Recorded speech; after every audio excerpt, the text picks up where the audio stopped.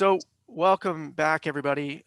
Again. Hopefully you survived the first video. I'm here with Don Rossi, David Trones, and myself. I'm Mike Iarossi, and we're continuing this look at elegant solutions in our series of what did we decide to call it, Don? Was it three guys on a hill or something like that? What was the I can't remember what we landed I, on for our I, intro.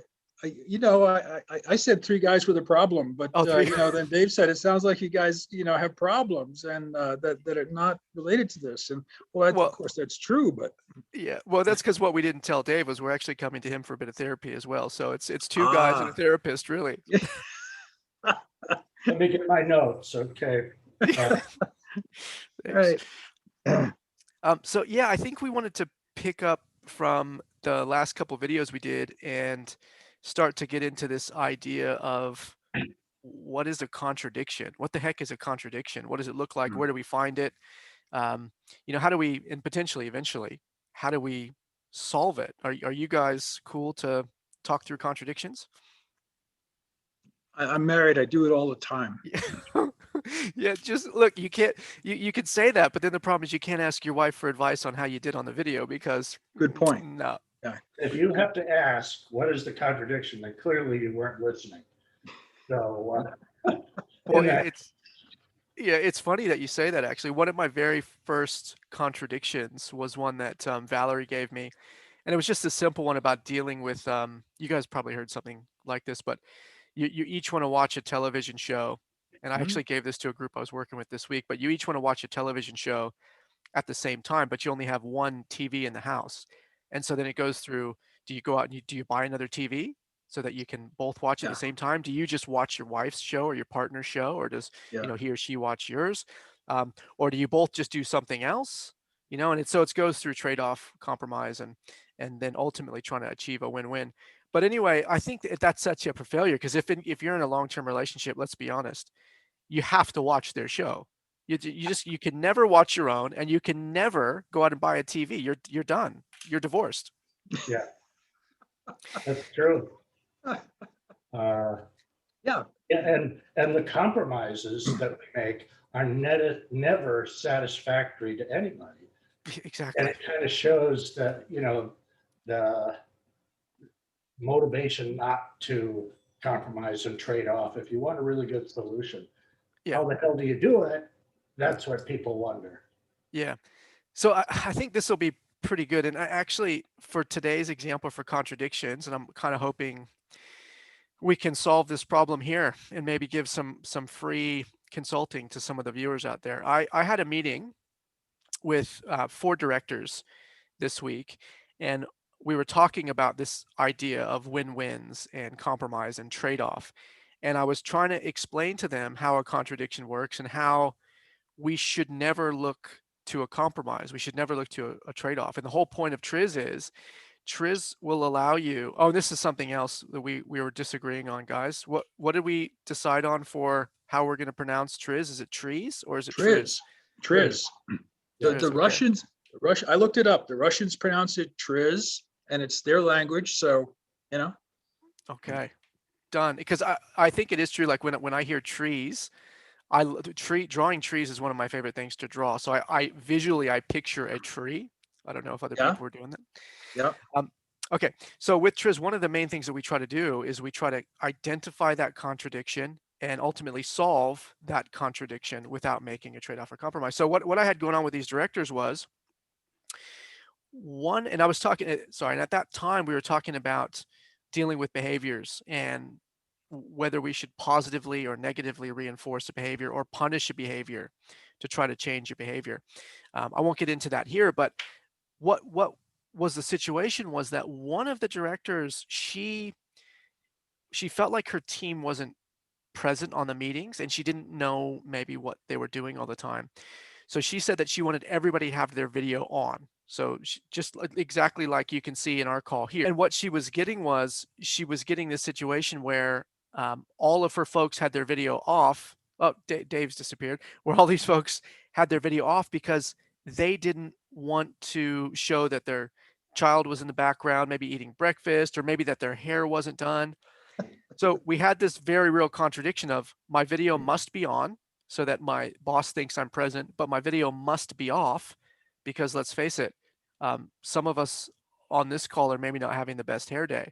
Maybe I'm not going to say who's who here, but you know what I mean? So if you're having a bad hair day, maybe you want your video off.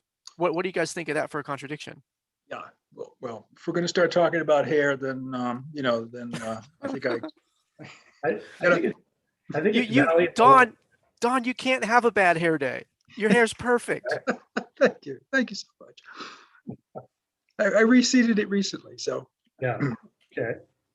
I think it's important, maybe, see what you guys think, to acknowledge that if the person is worried about, are people engaging, to really look into it, there are all kinds of factors that could determine that. We're just picking one as to whether or not the video is on or off, and perhaps that could make a difference. But of course, there are lots of other issues too. We're not saying it all comes down to the video, but that's the one we chose. So sorry, you're saying other factors in terms of you could go after being present in that situation, or you could go after participation or like other things. Well, people being present, there could be many reasons why they're not. And having the video on or off is just one. For instance, should this kind of meeting even require people? Is it just dissemination of information? That can be given in other ways. Mhm. If it's where you truly need discussion and back and forth, then that's a good one to say, I need everyone on. And you don't do it for huge groups. Mhm. Um, Yeah. but And I think that's a good point because sometimes, and I know I do this a lot, I don't know if you guys do this, but we spend a lot of time framing up the problem. And I think it's easy to reframe the problem to say, yeah, you've asked me to have the video on and the video off at the same exact time, which obviously is impossible. Maybe we're going to find out shortly. But really, what you're actually asking me to solve is the participation of your folks in a meeting and they're being present. You're using the video as a way to get you there, which may or may not be the best way to deal with your problem. But in your mind, you have an assumption, and this is what TOC is really good at. You have an assumption that the video is the dial or the mechanism that you can turn up or down to increase Mhm. participation. Is that what you're saying, Dave? yeah, yeah. Yeah. There's just one of them. Yeah. Yeah. Okay, so when I was chairing meetings, I wanted to look into the face of the people that I was talking to. I wanted to see their reactions. I wanted to read their body language when other people were speaking. That helped me to understand um, what was going on in that meeting. So I got more information from that additional observation. However, I think now that I think back on that, um, depending on that the part of the conversation, part of the topic that we were talking about, I would look to certain individuals for that because they would have the expert role that I was looking for feedback on. So I may not be looking at you during one part. I may be looking at you for another part. And it depends on the topic and how it shifted, who I'm looking at. But I'm not going to, in some of the cases, it isn't necessary for me to see, let's say, one person at all during that meeting. He may not have a viable role. But those Mhm. key people, I want to know that they're there. I want to know that they're engaged. Yeah. That's a really good point. I think especially if you're facilitating, you need the feedback loop because if people are rolling their eyes and looking off into space, you need to change pace. You like, especially if you have a really strong internal locus of control, you're thinking, what Right. do I need to do? Do I need to do something differently to get this individual back on track? So that's a good point. Yeah. Yeah, I think again, going back to these guys, the problem that it creates is that think about a team environment. So you've got multiple directors and you've got one director within a division that insists on everybody using their video. And you've got another director or two directors potentially that are impartial and that don't care. And then you've got now a problem with the staff. So you really actually have to satisfy both sides. You have to deal with this contradiction. Sometimes you've got, not sometimes, you must be on your video to make sure your boss is happy, and you must not be on your video to make sure you don't look like a fool if you haven't gotten dressed. Or, I mean, people are quite forgiving actually, but if you haven't gotten dressed, and I don't know why you're on the call anyway in the morning and you're not dressed, but anyway, or if your kid's screaming in the background, or whatever the case is. Sure. Cool. So should we go into this sketch? So we've already kind of pre-prepared a sketch for this, and maybe Dawn, you can kind of take us in and just, I think, kind of visually show what this particular contradiction looks like. And kind of while he's pulling that up, I think Dave, maybe it would be good as well to talk about. Oh, cool, we've got that coming up. So Dave, when you're sitting down working with clients, what you'll post up, or you may or may not use the picture, but you'll share this contradiction, and then are you going to use a description for what the contradiction? Like, do you actually write out what the contradiction is here? Yeah, especially if it's a larger group of people. If I can deal with the smaller group where I can get that interaction, yeah, then I may not need to use a full text description. Sure. So it kind of depends on it, but it really is, that key thing we talked about a little bit earlier of, it's just, I want it this way and I want it that way, and I don't want anything in between. So Well, so how would you, like, what description would you use for this specific contradiction? So I want the video on, everyone to have their video on so I can see everybody and they can see everyone. So I want it on, and I want it completely optional or off. And yeah, so I want both. And I don't want anything in between, and it seems impossible. Yeah. Oh, 100%. It seems impossible.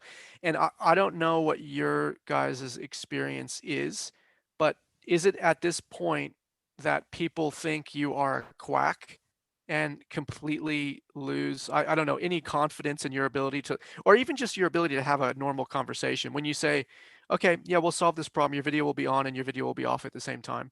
Do you get that? I certainly do. They think you're playing a game, or it's so ridiculous to even talk about because it's not possible. Yep. And they don't know where you're going to go next with it, and how it's actually a great way to say it. And it's often, I tell them, you have to kind of go to the edge of insanity with your until you're really ready to look at new ways to solve the problem. If Yeah. you don't do that, you're going to stay with incremental, solutions that aren't satisfactory. Yeah, I feel like I spend most of my time on the edge of insanity, and I'm kind of coming back incrementally to where most people hang out. But yeah, I don't. Maybe that's just because you would probably be the same. We've done this for so many years and for so long. We walk around with these crazy ideas in our head, and then we have to kind of dial it back to reality for the average person. But it's just my experience. Yeah. Yeah, By the way, these at our the store that we have that we've developed here, these drawings are for sale for those listeners that are so inclined. That's right. You're going to get an autographed copy by Don Rossi. He did you went to a pretty prominent art school. I don't, I'm assuming that based on the drawing, but you are a very accomplished artist, aren't you, Don? That school probably Yes. doesn't want him to name. I don't want to name names, because they've already agreed that that they'd sue me if I mentioned them. So Was it one of those things where they'll say, look, we're going to pass you in the program, but never, ever draw again, and definitely never mention that you went here? Yeah. exactly, yeah, exactly. That was them. Well, I think this is pretty good, actually. I do a lot of sketch work with executives, and I used to be quite worried about drawing stick figures and stuff. And then what I realized Yeah. was it's actually good, because then if your drawing is the worst drawing in the room and you're the facilitator, other Yeah. people are like, I could do better than that. And it encourages them to sketch. Anybody can, yeah, right. Yep. It does. Read But it's a about good way that. to, a good way to put down ideas, right? And it's actually been shown to get people's attention and retain it longer to look at a sketch by a person. If you just put something up out of PowerPoint, perfect little boxes and so on, uh, you don't give it much thought. So it's actually, yeah, extremely Mhm. beneficial. Nice. Okay. Cool. So we've got our contradiction. So the screen on the left, as I'm viewing it, I don't know how it plays when we actually watch it, but the one with all the white boxes and all the folks, that's our situation that the director says, you must be present, you must be on video. Mhm. And what we want is we want to create the situation on the right where you're on the call and you're not on video at the same exact time that you are Right. on video. Yep. Okay. Oh gosh, ideas are flooding into my mind actually as I'm seeing this. I did you guys see that it went viral on I think it was like Facebook or something, but it was a government meeting, and he couldn't he had a pic it was him, but he was a picture of a cat. Oh, yeah. Oh my, but that we've just solved the contradiction. You just put yourself in there as a picture of a cat and you're present, you're there, Yeah. and you've achieved both. Oh, I that like was that. hilarious. I can't turn my video off, and it's a picture of this cute little cuddly kitten. Right.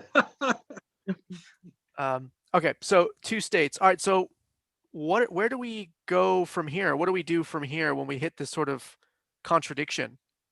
Hmm. Well, I think then uh, you start with using whatever method you want to go with or variation on a method like TRIZ, um, using these things called separation strategies, and you solve them. So, Yeah, sure. Well, it- what yeah, would most people wouldn't do that though, right? Most right. people would try to either brainstorm or compromise, right? Yep. And find something, I mean, in engineering, right? That's what we were basically said. Well, if you've got, I mean, think about your basic chemistry classes and things like that. When you're trying to, when you're trying to find the proper titration for a liquid or something like that, you optimize the titration to try to find something in between that meets both categories, right? So it's kind of natural to do that, but we don't want to do that for some Mm. reason. Why don't we want to do that? I think both sides lose. I think that's the problem, right? Because as the manager, you're saying, well, um, yeah, okay, I'll just accept the fact that you don't have to be on there the whole time, and I just won't get some of the feedback. And then for the folks talking, you're saying, well, yeah, I'll be present some of the time, and some of the time I can screw off on my phone. But it just means that Right. everybody loses, right? Or at Or you least lose partially. nobody is completely satisfied. Yeah. And we want to also do the impossible of making everybody happy. All right. So Everyone's let's try to generalize then what a contradiction is really trying to do.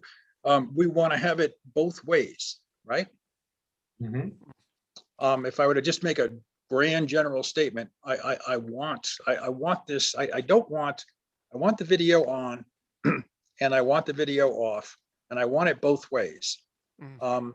Now, I've got some, I've got some wiggle room there, even though it doesn't look like I do. I've got some wiggle room there, and that's what we're going to talk about next, right? Yeah. So I guess that's the very first thing is we're trying to say, maybe you guys can kind of guide me a little bit here, but are we trying to say to people, step one, do not make a decision to go left or right. Step one is first actually say, what is the perfect situation? Like, what would be ideal for you? And then let's start the exploration. Step one is not cut away half of your options out of the gate. Step one is Right. decide what is the ideal situation for you, or, get clear. Like, really, for me, it means get clear on your purpose, but it's really what is the ideal, right? And is there a reference, or how do we refer to that in TRIZ, Dave? Or do Well, you start with some other, I, nomenclature or naming for that? I really just start with and stay with for this one, for a particular cause like this, um, in defining the contradiction in that extreme way. Mm, Okay, everyone, why again do we want video? Uh, what's good about that? And on the other hand, what's good about not having video? our goal is to not do something halfway. Mm, That's not a situation we're to be proud of. So yeah. I'm not even to that point of ideal solution yet, or maybe that's looking at the higher thing. Um, yeah, so I just stay at that contradiction level. I mean, we Yep. could say the ideal meeting is no meeting, something like Sure. that. But yeah, so before getting into solutions, I guess, and that's always the big struggle, to get people crystal clear on what that contradiction is Mm, and understanding that we don't want to compromise. yep.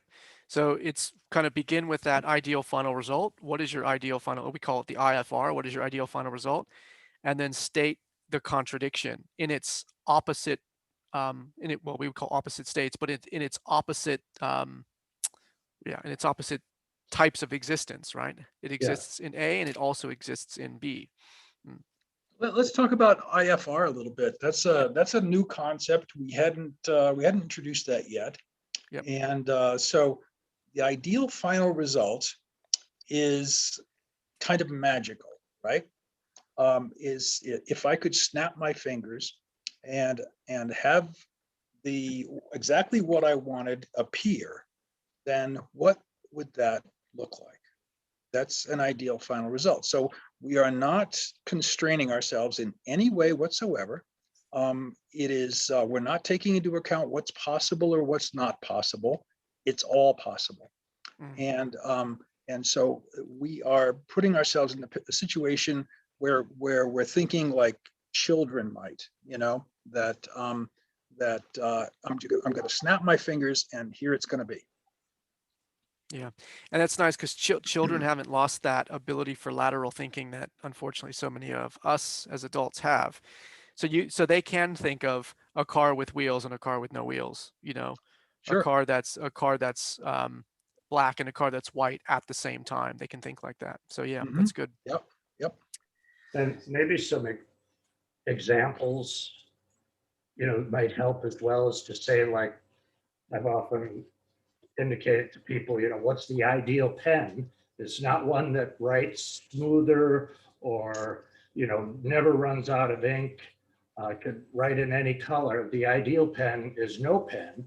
So really the ideal thing is that uh, the thing goes away or no longer is needed, yet all the functions are there.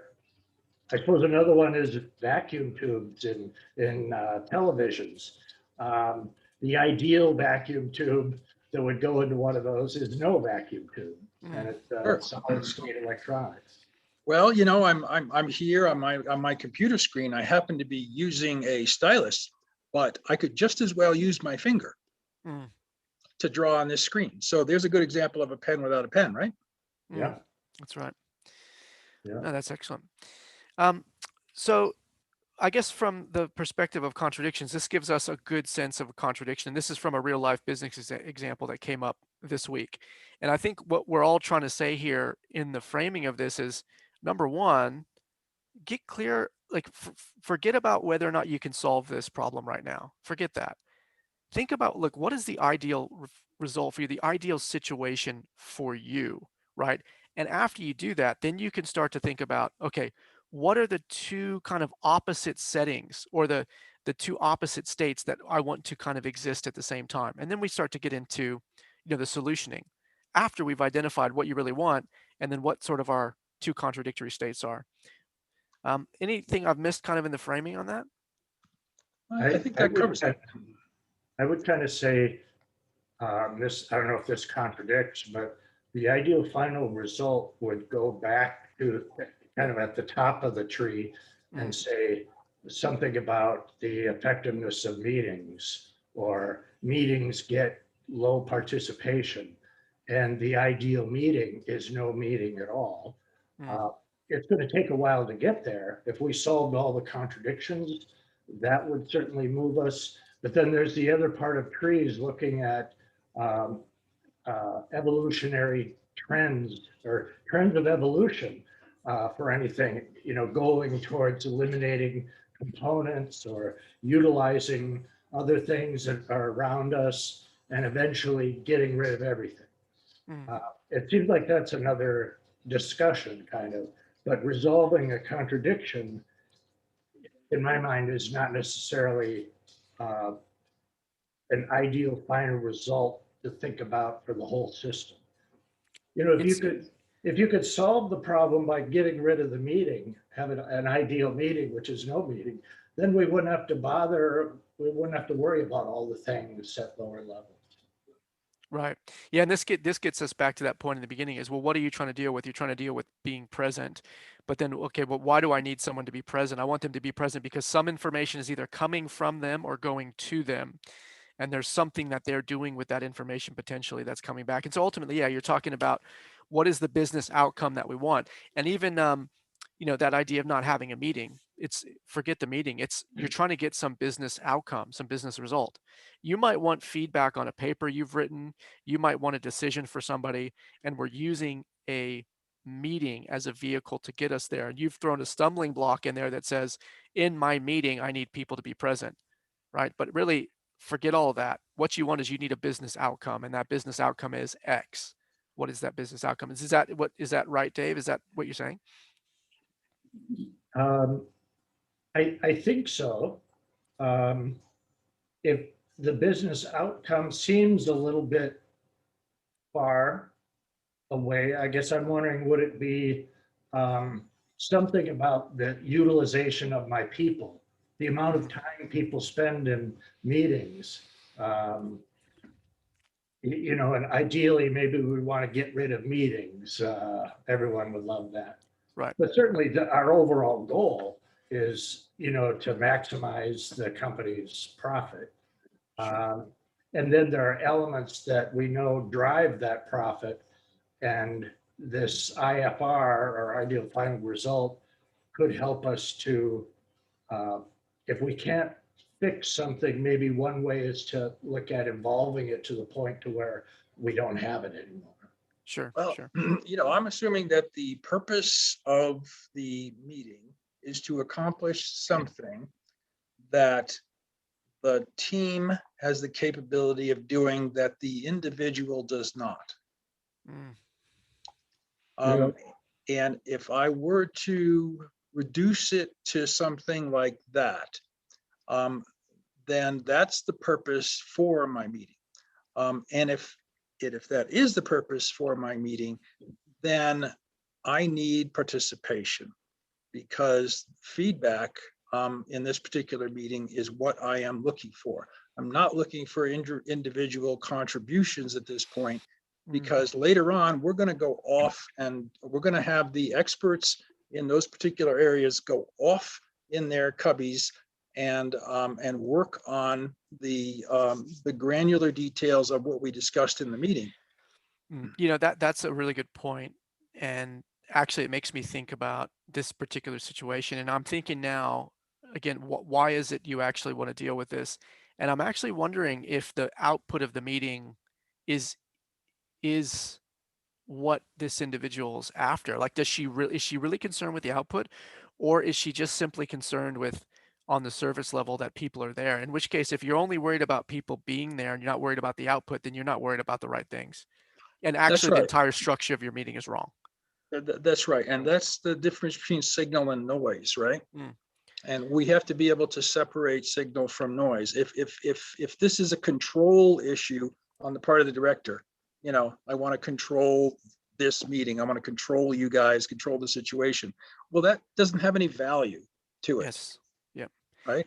And not just that, but she can still control the meeting through the output and the quality of the output. Is the output complete? Does it satisfy what I need it to?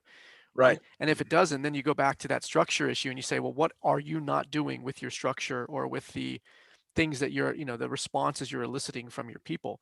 Because, Mm-hmm. and again, I'm thinking, you don't have to be on a call. Like, I don't have to see you to get what I need from you to create an output. Mm-hmm. It's very, Mm-hmm. yeah. So maybe there's a control aspect, which is why we're not seeing that same thing from the other two directors, Right. interestingly enough. On the other hand, if I can, and I hate this word, but if I can gain a synergy from the meeting by combining the minds that are there and and and the outcome is going to be greater than what I could get through individuals. Yep. That now makes this thing that makes participation worthwhile, and that makes the meeting as a whole, a wonderful way to to accomplish what I couldn't do Sure. individually. Yeah. And I think this is interesting because Good this, distraction. that's all right. But I think this is interesting because this happens in almost every engagement, right? We sit down and we're brought in to solve a problem, and they say, Dave, solve X. And then we sit down and we start asking questions. And then we say, you know what, you're not you're not solving the right problem. What you're trying to produce here is an output, a more productive output from the team. Your issue is not about people being on the screen or off the screen. Now, we're still going to take this challenge, mind you. We're going to take the contradiction that the screen must be on and the video must be on and the video must be off. We're still going to take that challenge. But I think what this highlights is, as you get into making changes in a business environment, and Gordon Dunbar is a huge fan of this, you've got to get clear on what your actual purpose is. What are you really trying to accomplish here? So in this case, we're trying to deal with the screen being on and off, but really it sounds like, and obviously we don't have that individual here, so we can't, you know, ask her, these questions, but what it actually sounds like is we're trying to focus on the output of this meeting and the productivity of the meeting itself. I think Right. it's something that we really focused on a lot at Intel. We had a lot of extreme rules about meetings, but one of the things that everyone got educated on was there are different types of meetings and purposes for those meetings, and they should have different structure as well. So I have a feeling that many companies have a meeting regardless of what outcome they're trying to get. And one of the biggest things is we're going to have a meeting to, so that I can put out a whole bunch of information to everyone. Maybe Yeah, it should yeah. be a meeting at all. So we have gone kind of full circle here, haven't we? We've really redefined and our problem statement. Mm. And we said that under certain conditions, a meeting may not be necessary if it's just to make sure that, that we're babysitting the people that are there, to make sure that they're there. Mm. That does not add value to the process. Oh, go ahead. However, if the meeting is to gain a consensus or a synergy from the people that are there, because we've got experts in every area and we need their input in order to make a sound decision about our problem, we need everybody's input. Then got to have everybody there. And especially those people that are experts in that field. We've got to rely upon their opinions, and just like when we turn a knob, we haven't really talked about knobs yet, but we don't really know without all of those opinions what's going to get better and what's going to get worse when we start implementing some of these. So the expertise of the people in that room might just give us a hint as to what happens when that knob is turned. Exactly. I think in a real practical way, the discussion sort of accomplished after we determined the contradiction at this point, it shows that, and everyone should see it, that, gee, we know there are a lot of other reasons why meetings aren't effective, or people feel they should be in, or they aren't engaged when they should be. So to me, it really says, okay, we identified one contradiction. We should see what we can do about that. But maybe we also need to do a more rigorous form of causal analysis to see all of the potential causes, because that's what we've been, throwing around for the past 20, 25 minutes, and should address those. Yeah. Well, that's good. I think that probably gets us through this video for today anyway. And I think what we can do is potentially in the next video, we can look at either adding knobs, adding other contradictions, or even starting to maybe, to one of your points from an earlier chat, Dave, looking at the solutions, and kind of that's the sexy bit, right? Well, people want to see, well, what the heck can I do with this approach? So maybe we start to think about how to tackle that in the next video. But I think this has been excellent, guys. Hopefully, for those directors out there, who I'm talking to. Hopefully, this actually helped solve, not solve, but hopefully this helped give you an idea that we can put up this contradiction and see a trade-off, a compromise, and a win-win. And we can definitely aim for that win-win. We haven't solved it yet. We'll take that challenge on board. Tune in next week, guys, because you're going to see David Schrones solve the impossible meeting problem. Your video is going to be on, and your video is going to be off. Stay tuned. I think Dave's video is going to be off. Dave's not going to show up for the meeting and say, "Did you guys get that solution?" I don't think it's a good meeting. So, yeah. That's classic.